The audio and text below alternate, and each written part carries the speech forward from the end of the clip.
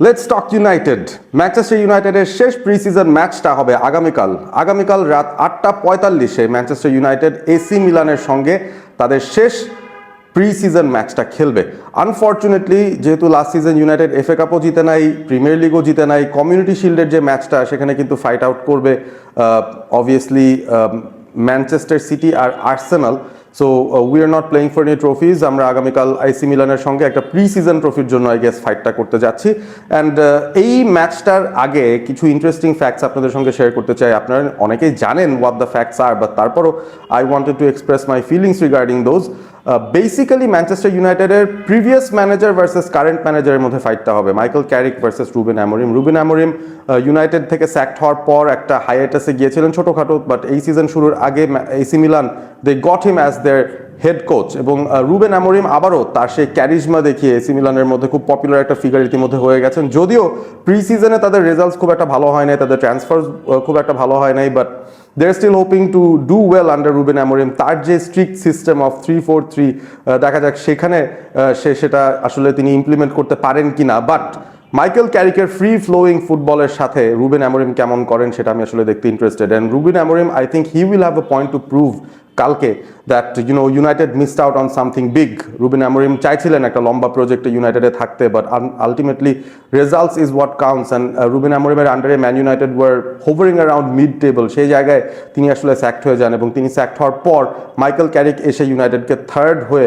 শেষ করান last সিজনটায়।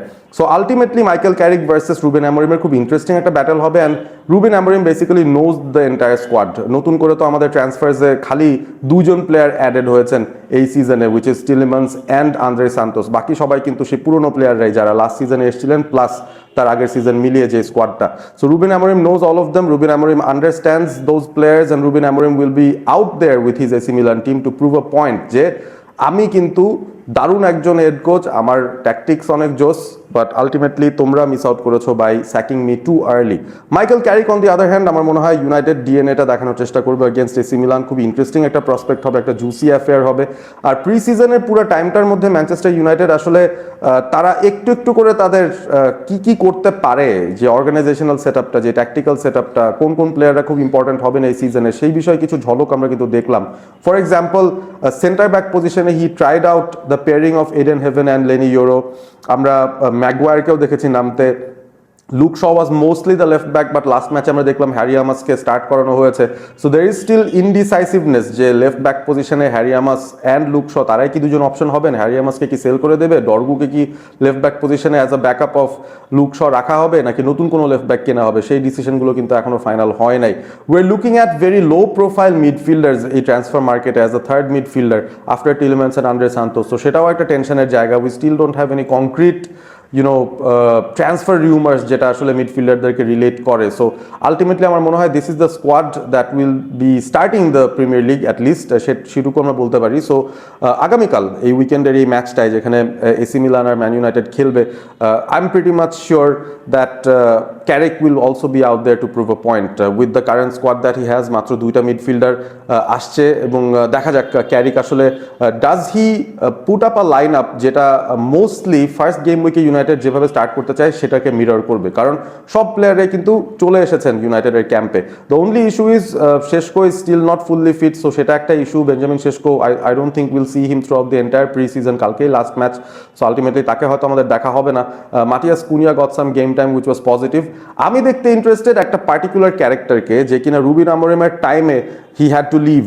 He went to Aston Villa on loan, পরবর্তীতে বার্সেলোনা এসে গিয়েছে on loan, but he never wanted to come back and play for Ruben Amorim. Ruben Amorimও তাকে welcome feel করায় নাই, and তার সিস্টেমের মধ্যেও আসলে ক্যারিক কীভাবে ইনফ্যাক্ট র্যাশফোর্ড কীভাবে ফিট ইন করবেন সেটা বোঝা যাচ্ছিল না। সো দিন শেষে Rashford thought that his career was better outside United and he never plan to come back.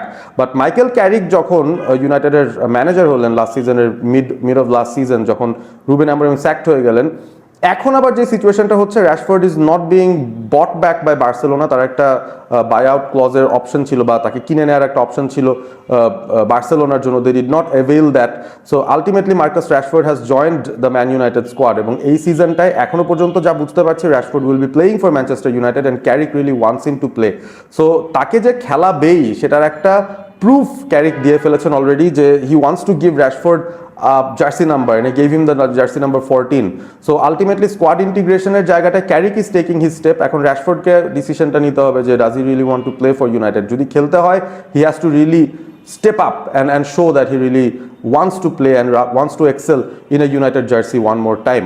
এখন মার্কাস র্যাশফোর্ডের এই স্টোরিটা খুব ইন্টারেস্টিং, কারণ এখনো পর্যন্ত প্রি সিজনে কিন্তু কোনো গেম টাইম র্যাশফোর্ড পায় নাই, কোবি মেনুও পায় নাই। দিস টু ইংলিশম্যান যারা আসলে ইংল্যান্ডের হয়ে ওয়ার্ল্ড কাপটা খেলেছেন, they play the semifinal, so তারা কোনো গেম টাইম পাবে কি না আগামীকাল সেটা একটা ইন্টারেস্টিং বিষয়। I think Rashford should get some game time, also Covey menu, কারণ আমরা মিডফিল্ড নিয়েও একটু কনফিউজ যে ফার্স্ট গেম উইকে ইউনাইটেডের স্টার্টিং 11-এর যে মিডফিল্ডটা হবে সেখানে কারা থাকছেন।